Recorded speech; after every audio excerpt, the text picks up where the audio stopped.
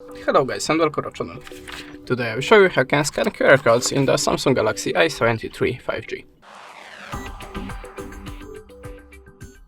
So at the start we have to open the camera app, then go to the settings and look for the scan QR codes. Make sure that this feature is enabled and it's a blue state of the switcher. If not, of course, turn it on. And now just show the QR code to your device. You can see now the address appears, and this is the address from the QR code, of course, so we can tap on the show options and open it directly in the web browser or just copy that. So, sorry, I have to show it again to my phone. And now we can open it, this address in the web browser.